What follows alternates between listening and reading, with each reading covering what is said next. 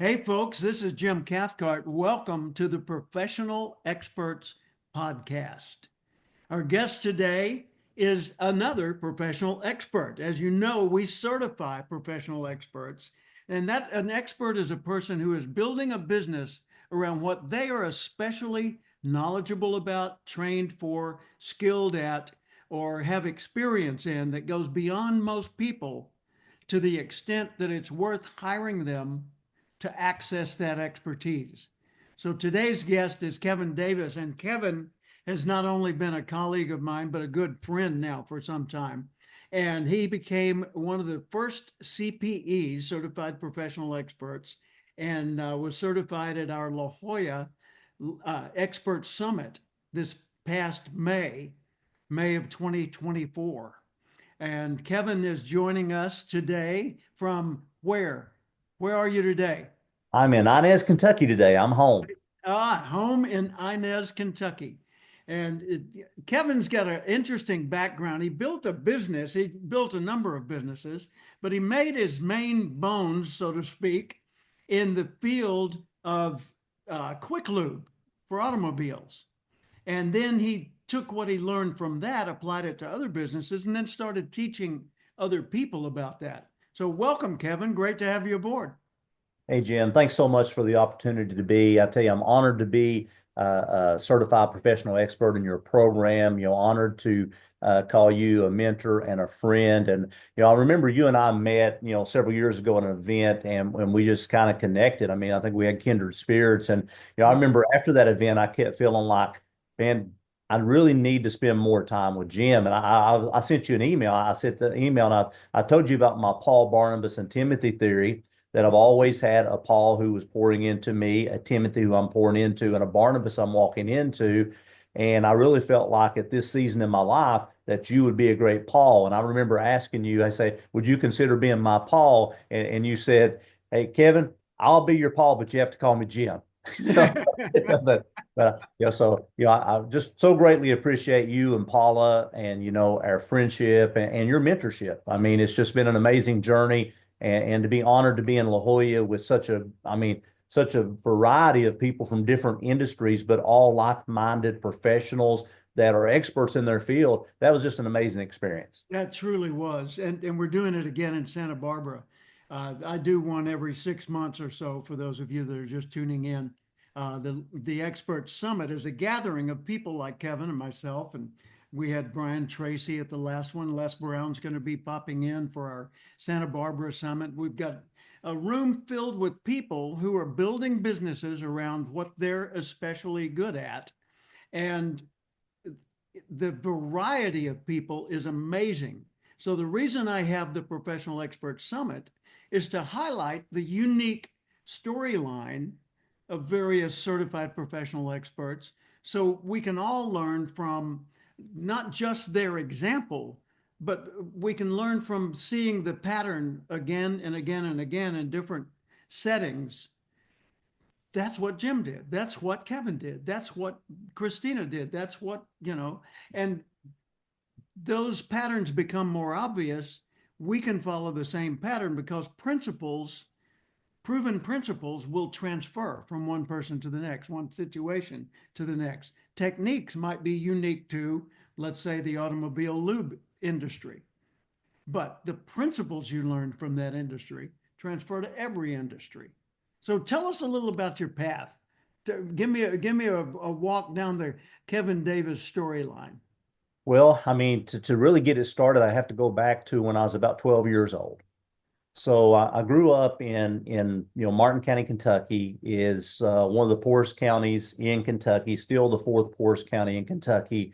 It was actually almost 60 years ago, the iconic picture on Time magazine where Lyndon B. Johnson declared the war on poverty is just a couple miles down from my house.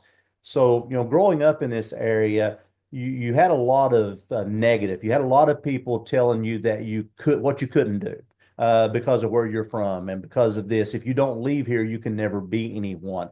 And that's kind of what we grew up at. But I grew up with my dad was 55 when I was born. My mom was in her 40s. They'd already raised their family. I was surprised.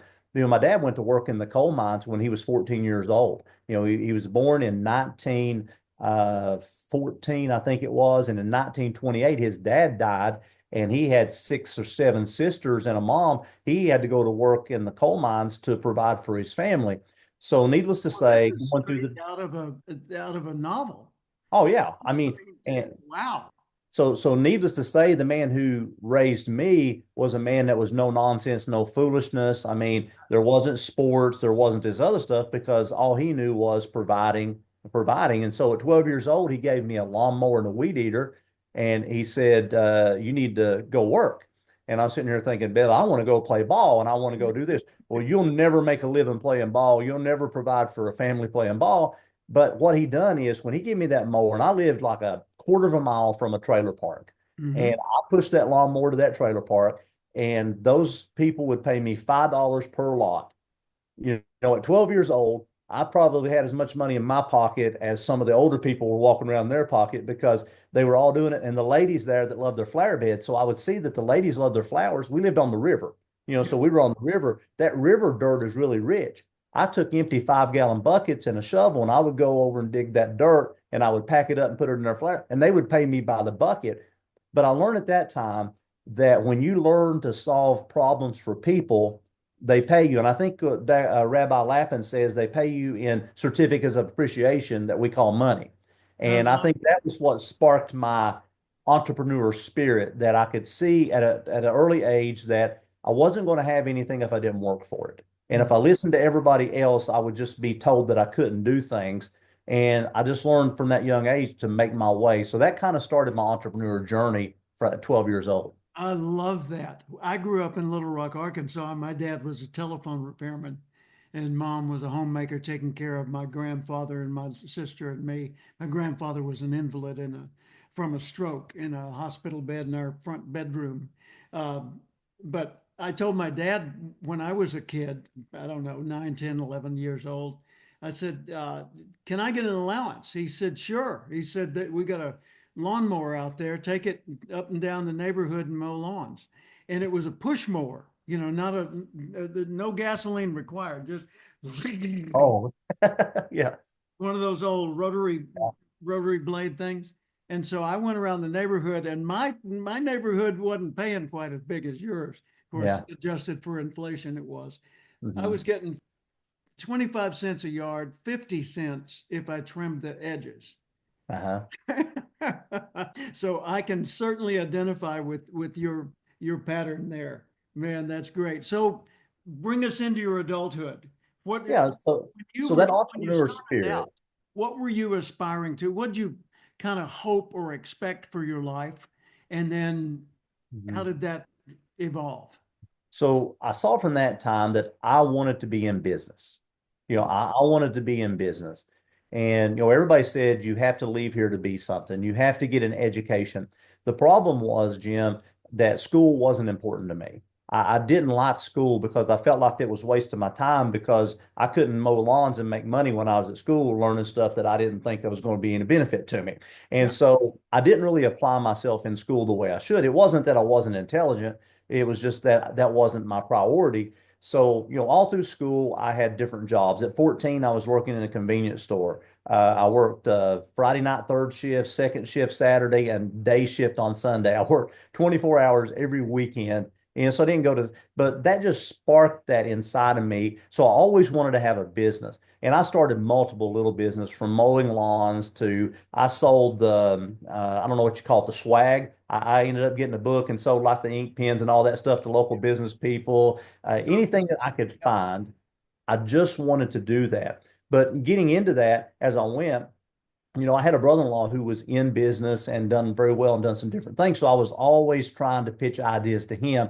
So when I graduated high school, I graduated at 17, and my parents said, you have to go to school. And I'm sitting there thinking, I'm probably going to waste your money and my time, and it's not going to work. And they said, you have. So I went to a technical thing and got a really short degree, but I was back home by 19. I done it. I went straight through and got it and got back, and I started working, and I was actually working in a mining supply business, setting up computers. I was setting up their computer and doing all this stuff because that's what my training was in computers.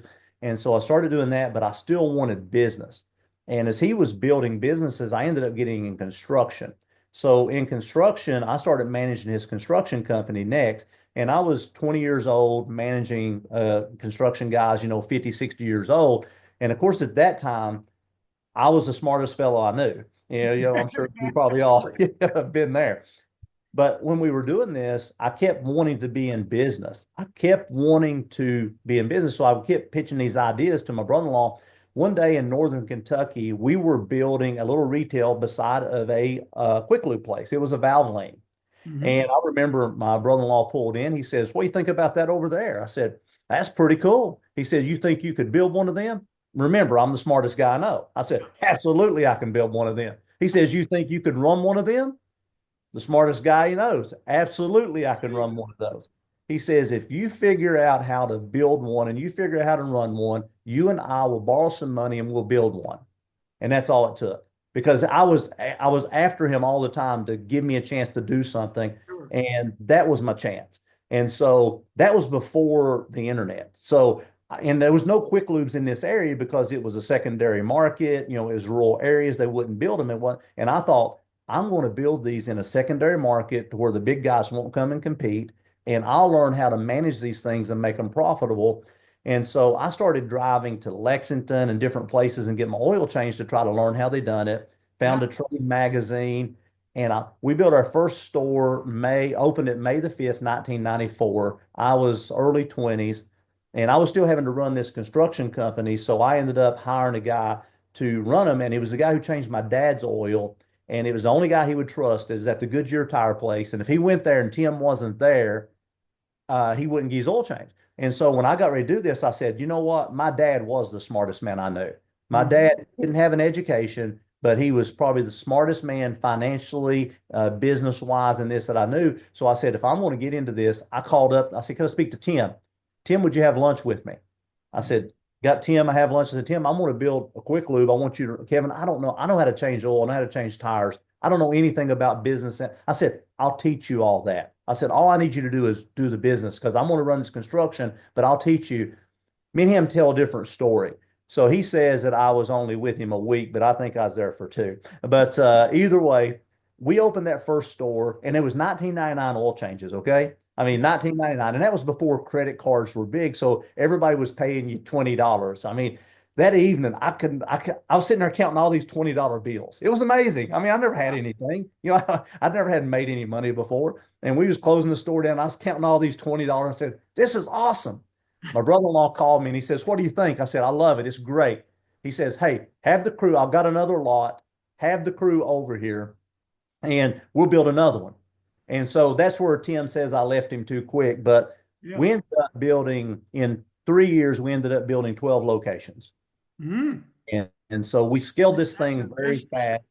Yeah. And I learned by the school of hard knocks and fire, trial by fire, because I had no idea really what I was doing. I knew how to build really good. I was a good construction guy.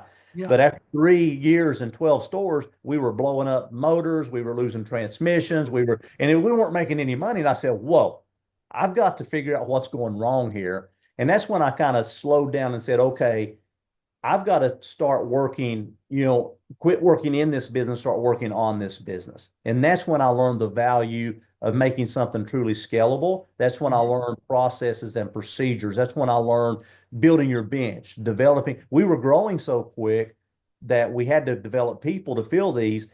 And I think that was one thing that I really found out. Once again, I can't tell you, I just learned it because I had to. Sure. But I was very blessed to learn how to develop people, how to develop processes and procedures. When I ended up selling the company, we sold the company in December of 22. We had made it to 25 locations in 4 states. Grew this thing. We had over 100 employees. And the very first guy I hired, day number one, when I sold the company, he retired. He was my VP of operations. Most all my key people had been with me 24 plus years. So what we learned how to value people, train people, take care of them, create that loyalty, and we built a bench that we were able to do that. So, Now, from all of that, just that's my experience. when you say build a bench, you're talking about the people sitting on the bench, right? Exactly, because Yeah. what happens when you want to scale a business, you're only going to be as good as the people that you have. Yeah, And if you're going to continue, you have to develop leaders to raise up with you because you can't do it. I mean, one of my analogies I use all the time, and people kind of make fun of it. I'm a country boy. I mean, you can get with this, but I always say when you're driving down a country road and you see a turtle on a fence post, you know it didn't get there by itself. that's right. And I've always went by that. None of us are self-made. None of us get there by ourselves. We're only as good as the people that we surround ourselves with, but we also have to raise that bar. I remember John Maxwell, which I'm certified with John Maxwell as well. Got the opportunity to spend some time with him I was the very first of his certified program in that Mhm. very first group. And I remember we as a small group and we was talking, he says, how many of y'all said that it's lonely at the top? And I'm sitting here thinking, me, it's lonely at the top. And then he burst my bubble. He looks out there and he says, if it's lonely at the top, it's because you're not taking anybody with you. If you're a leader, you're going to have people with you. If you're lonely at the top, you're not leading people, you're just taking a hike. And I said, whoa, I mean, that's so real. And so I learned from that, I got to take people with me. So that's what I'm talking about building that bench. You got to take people with you because you can't scale something by yourself. You have to have that level of people. And that was one thing that I learned. Very important lesson I learned is you have to develop, you have to surround yourself with the right people. You have to prepare them. You got to inspire them, equip them, and motivate them to help you scale something big. Yeah. See, what I observe when I hear your story is I observe how important it is for a person to have the drive to do whatever it takes just to get the job done. Did you know what you were doing when you started? No, you didn't have any idea. You just had the impulse. It's kind of like when I heard Earl Nightingale on the radio, I said, I want to do what he does. I want to motivate people and help people grow. Problem. I had never given a speech and I had nothing to say. That'll kind of keep you modest, you know? So I said, then I'm going to become a fanatical student of the field he's in until I know enough that I can teach his courses and then other people's courses and then create my own courses. You know, and here I am decades later and I've done all of those things. But at first, like you, I just said, put me in, coach. In what game? I don't know. That one. You know, just let's get something going. And then you learn, thank heavens, you were able to not go into complete failure mode in order to learn your lessons. I mean, you had losses and you had pains and difficulties, but you were able to stay in business and keep on growing.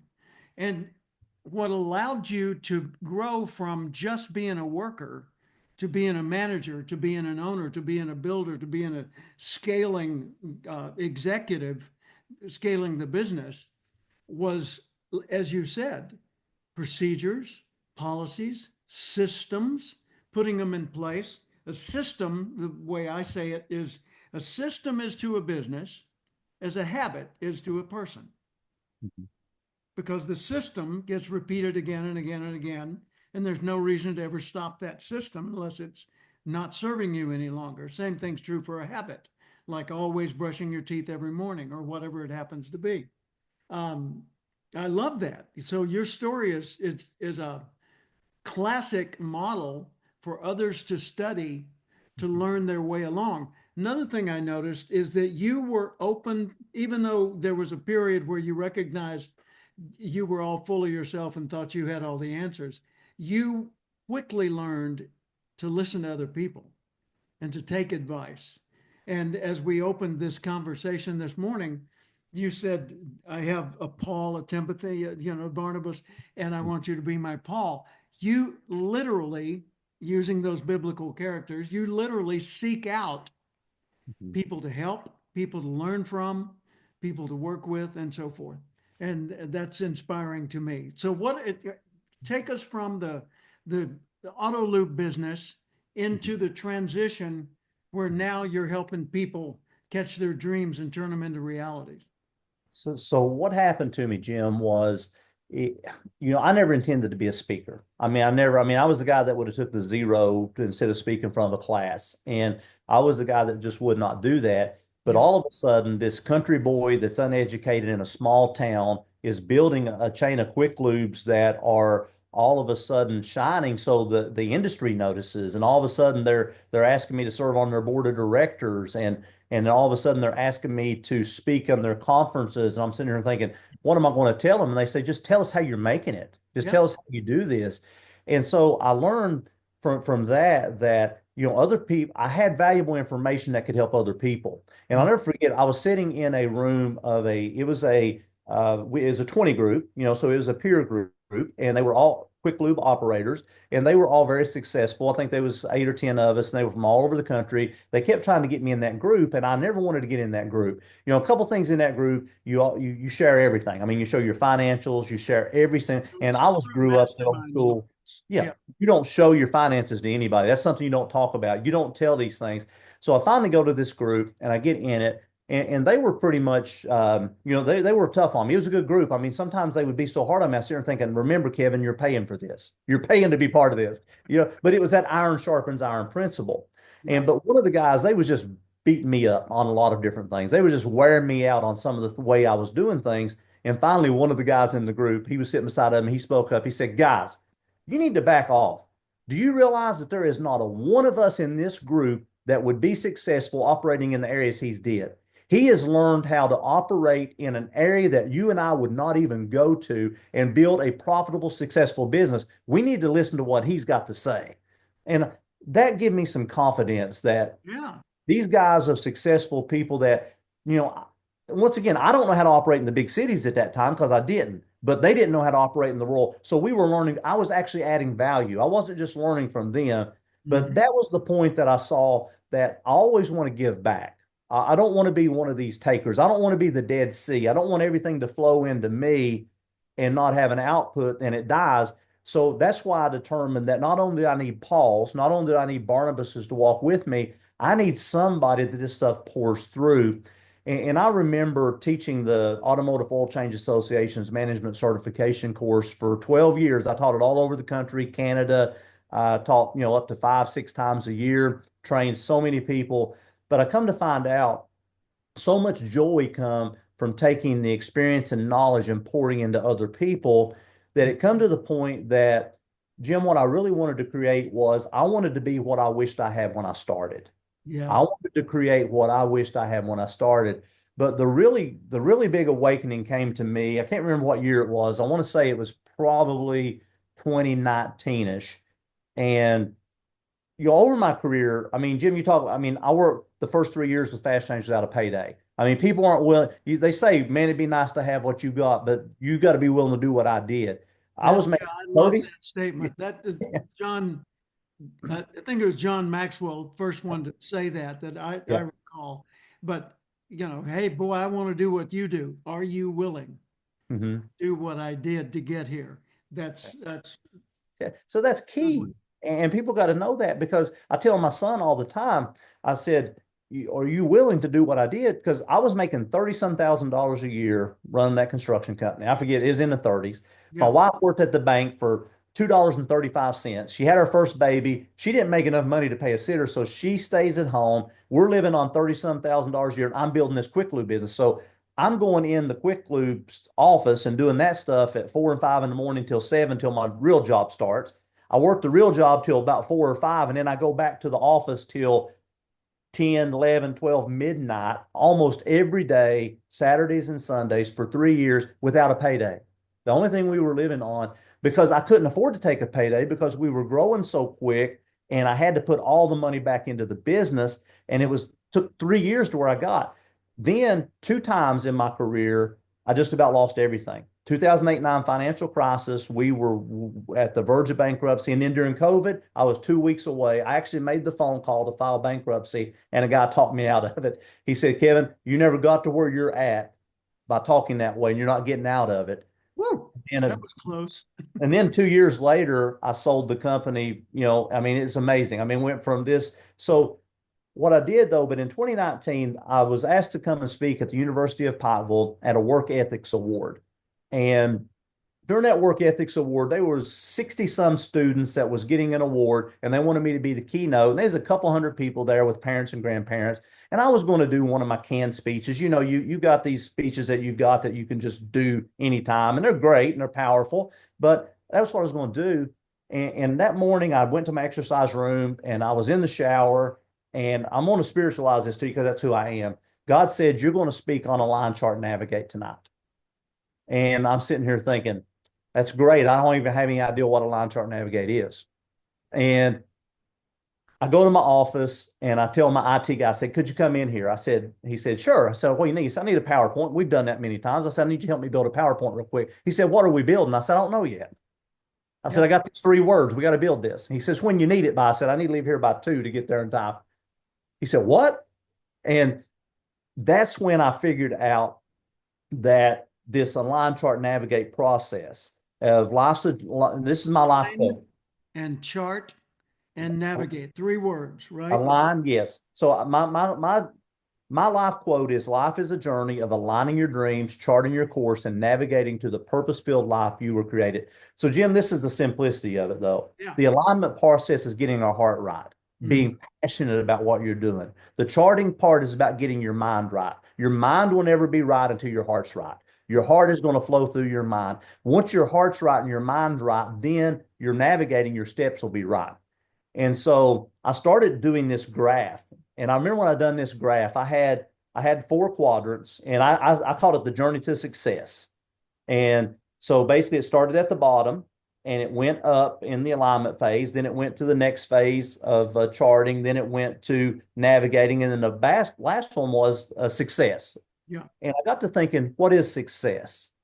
And Jim, I think success is defined so many different ways by so many different people. I'll tell you what I thought success was as that 12-year-old boy pushing a lawnmower, not having much. Success to me was having a nice home, was having a sports car, was having all the toys that I'd seen on the TV that people had that were successful. And Jim, I don't say this in a boastful way, but I ended up attaining that. I ended up attaining a beautiful family, a beautiful home. I had all the toys, all the cars. Jim, I was still empty. I didn't understand it. All this stuff that I thought was the dream, I found, oh my goodness, but why do I still feel empty? I found out that the true success, the true joy come not from me attaining this, but it was taking everything I'd learned to attain it and then pouring it into somebody else to help them attain it. Then I got the true joy. Then I got the fulfillment. And that's where Align Chart Navigate came from, was learning. Now, Greg, if I had not done all these things and had I not had the success, nobody would want to hear what I had to say. If I didn't have the home and the toys and all this stuff, I mean, who takes fitness advice from somebody out of shape, or who takes money advice from somebody that's broke? I mean, you got to live the dream if you want to help people learn how to live their own dream.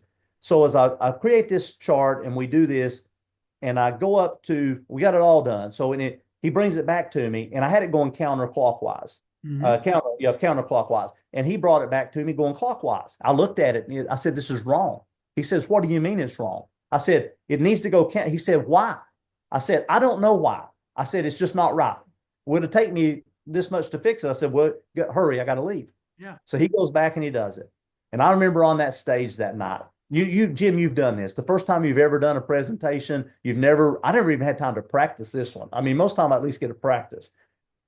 I'm on this stage and I'm so passionate about it. You can probably feel the passion in it because this is my life. This is not something I've read about, not something I've heard about. This is my life. Yep. And so it's easy for me to talk to you about aligning. It's easy to talk about charting. It's easy to talk about this. And I shared with them what success. I shared with them that, hey, I thought I had everything, and I really didn't have anything until I found out what to do with it. Then I got to the end of that presentation and I said, do you know why this goes counterclockwise? And Jim, I don't know if you've ever done this or not, but I didn't have a clue, but I was hoping somebody in the audience would say something and I was just going to run with it. I mean, I was just going to say, yes, that's it. That's courage. Yeah. So, because I had no idea what to do. And I said, do you know why this thing's going counterclockwise? And everybody just looks at me. I mean, they're on the edge of their seat and they're just trying to listen to me and they're waiting. Nobody said nothing. It got quiet. And then I'm sitting here thinking, and immediately out of my mouth come, the reason it goes counterclockwise is if you're going to be who you were created to be, if you're going to live your dream, you can't go with the flow. You got to go against the grain. Everything else is going to take you this way, but everybody goes this way. you need to go this way. And when you start going this way, when you press through, you're going to get stronger. When you press through, you're going to develop grit. You're going to develop drive. And then when you make it around that circle, this is a journey. This is not a one-time thing. What happens is you're building momentum. And now the next time you align, you're going to align better. The next time you chart, you're going to do better. The next time you navigate, you're going to do better. The next time you're going to have greater success to help more people. And this is a journey that's going to take you, and it's like a snowball. Every time you do it, you're going to get bigger and better, and you're going to take more people with you. That's why life's a journey of aligning your dreams, charting your course, and navigating yourself to the purpose-filled life you were created to live. Not somebody else, not mommy's dream, daddy's dream, not what you see on TV. Who were you created? You were created in the image and the likeness of God. You were fearfully and wonderfully made for a unique purpose. You have to determine that, and you only do that by going against the grain. Woo, mic drop. That Yeah. was beautiful. Yeah. And yeah. And you've got a dream catcher metaphor that you talk about, like I talk about the Mhm. acorn, Yes. and you just give us a little bit of that. So when I talk about the dream catcher, so Jim, yeah, man, you give me a dream catcher when we were together in La Jolla. I got it hanging here on the other side of my desk. I pulled Yeah. up, I could reach it. But what I thought about the dream catcher. So Jim, so many people in life chase their dreams. A lot of people chase their dreams, and I'm writing a new book right now. And in this book, I speak often. I tell people I use this analogy of when you're driving down a road and a dog darts out and it starts chasing the car. The tents and all this kind of stuff. But I often think, I say, what's a dog going to do if he catches the car? Right. If he catches the car, what's he going to do with it? I mean, it's kind of like it's. But I think that's sometimes what we do in life. We're chasing dreams. We're chasing something that if we get a hold of it, we don't have a clue what to do with it. We don't know, because it's not really something that we need. It's not something we really want. It's just the mind that we think it is. Another And bright, so shiny object. that's it. So Yeah. I said, what we have to do is we have to become dream catchers. We have to become dream catchers. We have to learn to catch our dreams. And so I've got a logo, and my logo is a plumb bob hanging in the center of a compass. And that's my dream catcher. And so basically what that is, that plumb bob come out of the book of Amos. In the book of Amos, God was speaking to Israel and basically letting him know, hey, what do you see? He said, I see a plumb bob or a plumb line coming out of heaven. Mhm. And God was saying to him, you're never going to find your direction. You're never going to find peace and stuff until you get vertically aligned with me. In other words, you're That's not going to find your like horizontal direction. a plumb Yeah, line is weighted like a string or a cord, and the weight causes it to be straight up and down, yeah. right? And that's what engineers use, or masons, or And that's what we use when we build buildings from yeah, construction. That's what we use to make sure our walls were there you straight. go. Yeah. Yeah. And so what God was saying to him was, and so many people come to me and say, Kevin, help me find my direction. And they're trying to find their direction before they get vertically aligned. I said, you're trying to get, as the old folks would say, your cart before the horse. Hmm. You're never going to find your direction until you get vertically aligned. So once we get vertically aligned, then we can find our horizontal direction to where we can go. So what is the vertical alignment? How does a person do that? So the vertical alignment to me is when we dive in to find out what is your true passion? What is your true talents and your true gifts? What is it that you get excited about? I mean, I'm so excited here right now. I'm sitting on the edge of my seat because I'm passionate about this, Yeah. because I know it's real and I know. So what is it that gets you that excited? I mean, my son, he doesn't like to get up early in the morning. Hey, go feed, son. You got to beat him to get him to go up early to the barn. You got to do all this stuff. But he loves golf. If we're going to go play golf at 4:30 or 5, he's waking me up. Come on, Dad, let's go. Because that's what he's passionate about. That's what he's passionate about. So what is it? You have to find out who you were uniquely created with gifts and talents and abilities. So what we do is we dive down deep and we find out what it is that lights your fire. Because every one of us has got a spark inside of us. Every one of us, and all we got to do is find that spark, fan that flame, and all of a sudden that thing is going to light up. And when that lights up, then you're going to charge. And so that's what we do is we dive down deep and we find out what is it that truly excites you. You've heard this said, and if whatever you would do for free, even if you didn't get paid for, is probably what you're truly passionate about. So then we find that and we find out what our talents and abilities. And when you get those things lined up, all of a sudden you're putting your heart into it now. Then we'll start charting. Yeah. That's when we get our mind right. And then we say, okay, this is where we want to be. This is where we want to go. In the charting, we're going to identify where we are currently, and then we're going to know where we're, and then we're going to be able to chart our course between here. What path is going to close this gap to get me from where I'm at now to where I want to be? And then once you do that, a lot of people call it goal setting, and it is a goal setting method. Basically, we're writing our goals out, and then the navigating side is just simply executing, is taking your plan. And it all goes back though. You're navigating. Every time you're navigating, it never goes smooth. As soon as you start going, obstacles and challenges are going to come. If your heart is not right and your alignment phase is not right, if your goals and your charting's not right, you're going to give up and quit. But when you hit the obstacle and you go back to your big why in the alignment, you go back to the plan you develop, you're going to get through that obstacle.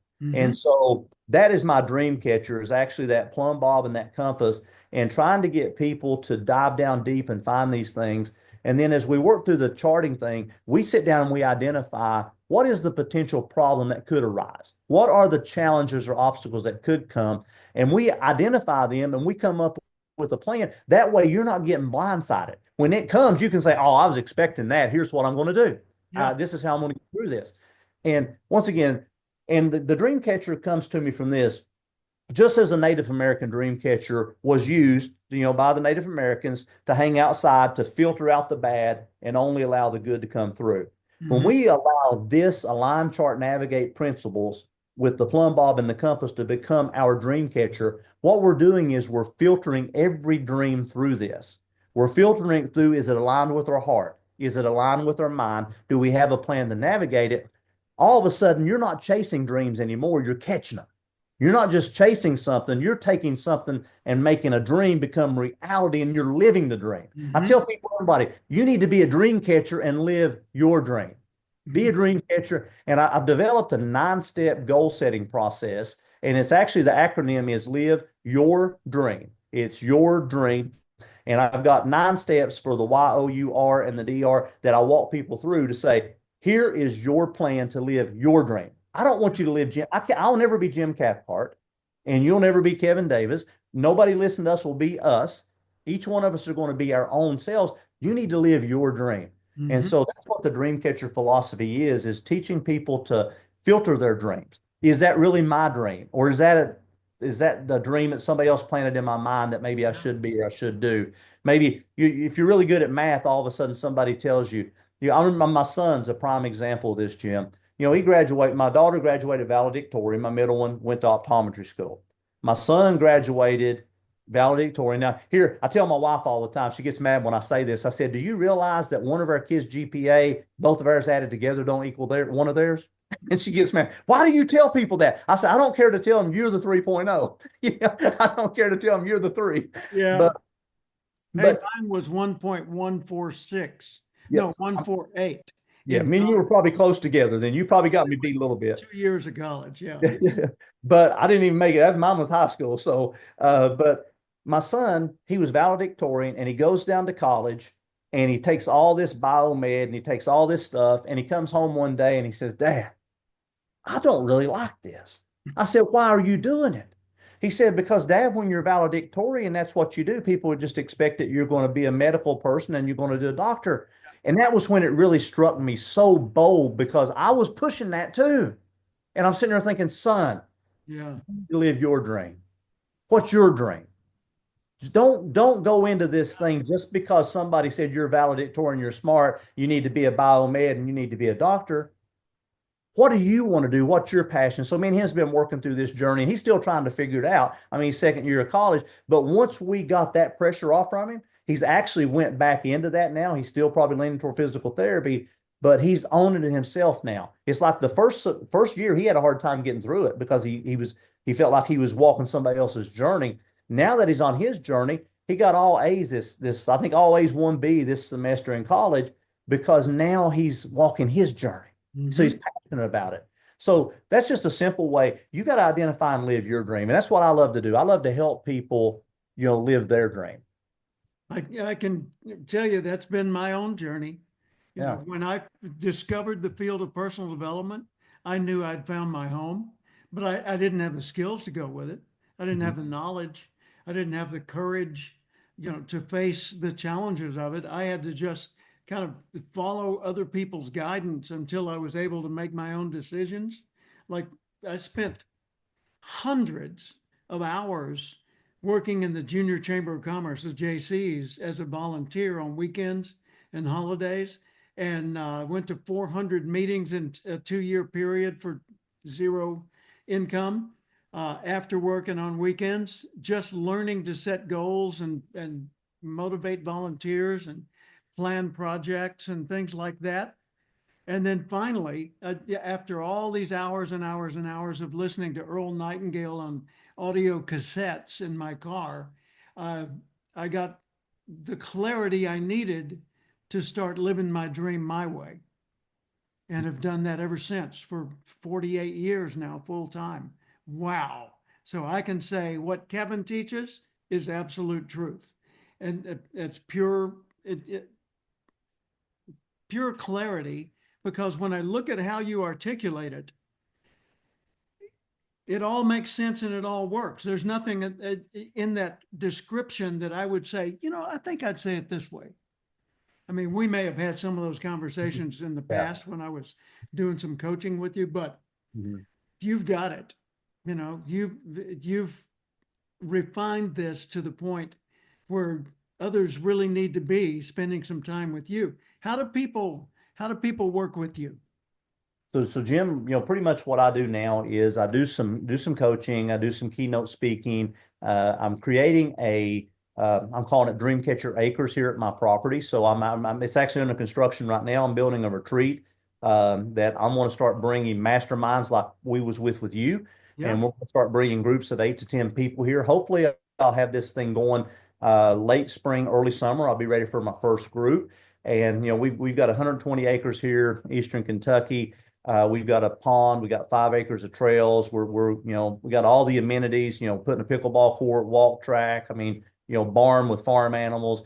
And so I've traveled so much with doing the masterminds, like I've done with you, like we done with Dave Kaufman, like I've done with other people, that I thought, I want to bring people to me to see this, because Jim, once again, when I talk about what I'm telling you today, I'm not telling you something that's theory. I'm not telling you something that No. this is real world. This is how, when people, success leaves clues. When I started trying to determine how in the world did this work for me and why did this business fail? Because I failed at more business than I've been successful at. I mean, I've had multiple businesses. The one was the best one, and different ones, but I've learned so much through that. So I'm creating this, I'm calling it the Dreamcatcher immersive experience, to where people will be able to come here either as a one-on-one coaching with me for a 2 to 3 day event or a small group. That's where I'm going to do most of my focus at, but I also do some Zoom coaching. Of course, I do keynote speaking, go out and do work with companies, do coaching, executive coaching, and that.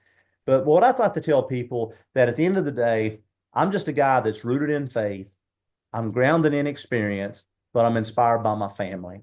Many Ooh, years ago, I come up with my, let's put a frame around that. now, Let's put a frame around that. Rooted in faith. That mhm, means you are doing what you do for a higher purpose, that you see the success journey as not something selfish for you to get, but it's your way of living as you believe you were created for the mhm, purpose of living.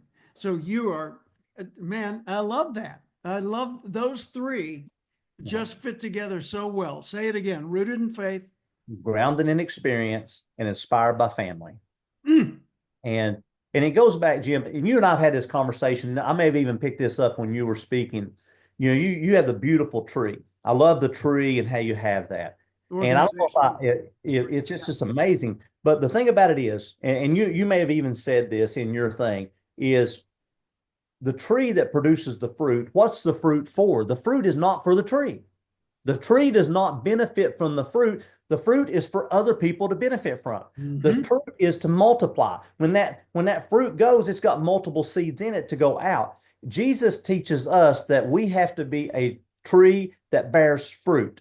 If we're Yeah. not bearing fruit, he says so to me, true success is when we take our fruit, and it's not for us to selfishly enjoy ourselves. although we do enjoy it, but it's for us to produce fruit that is exponential, that we're going to have a ripple. To me, it's more about a legacy. I'm in this legacy thing is when Kevin Davis is gone, what's going to be left to know that I was here? Whose life have I changed? Where have I made a difference? So that's why I say I'm rooted in my faith. I'm grounded in experience, Jim. And I don't say it boastful, but I've been there, I've done that.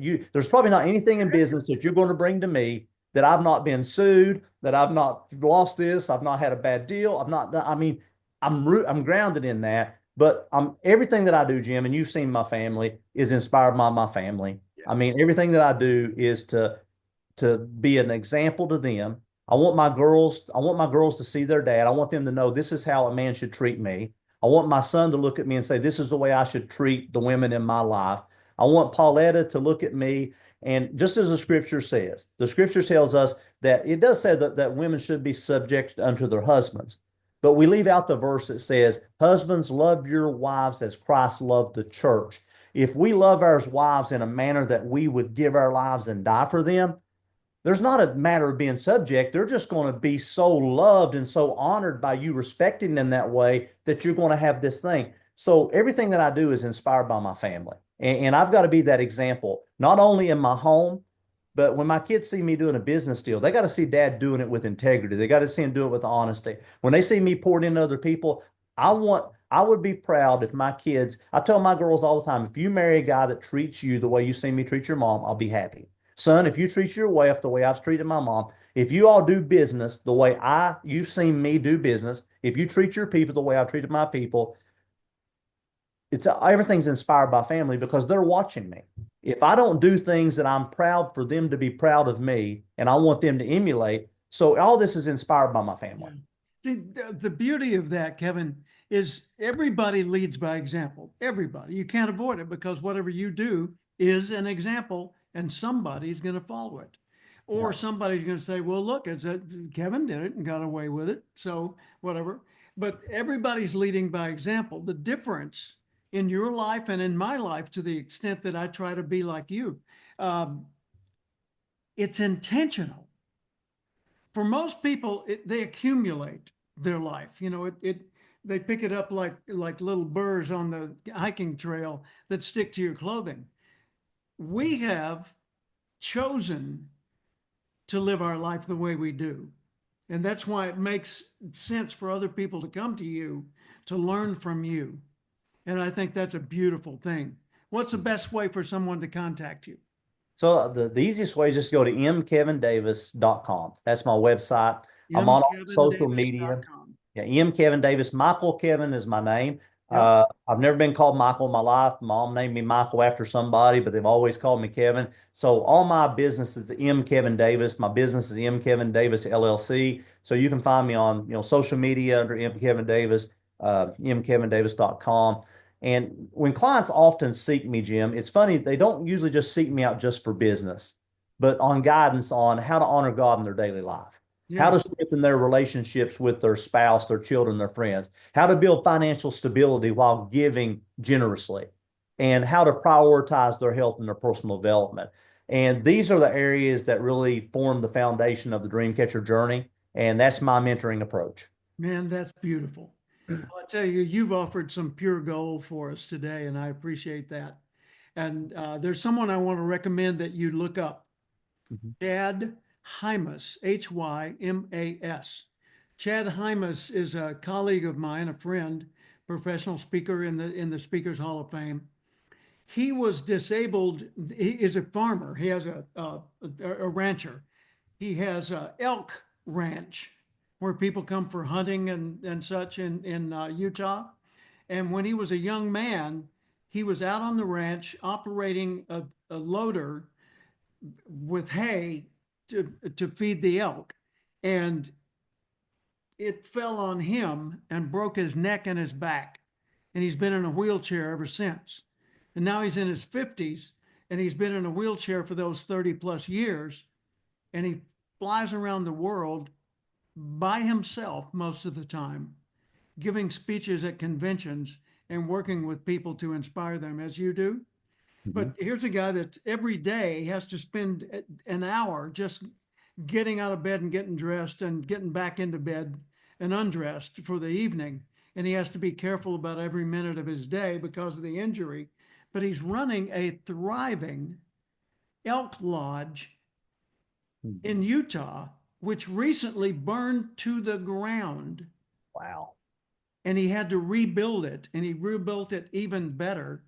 And I think that what you're doing with your own retreat Mhm. and thinking about bringing people to you and what Chad has done, that the two of you can learn from each other. And he's also got a strong faith, so I know you'll connect on that level. But Wow. just look up Chad Hymas, do a little search online, and then look at his lodge and see if there aren't some examples of what he does that you might be able to embrace a similar pattern for yourself. You've made this a wonderful time for us today, and now I know it'll be a wonderful time for those that tune in later. So thank you and congratulations and gratitude to you for being one of the first 20 CPE certified professional experts. Well, thank you for giving me the honor to be part of it. You bet.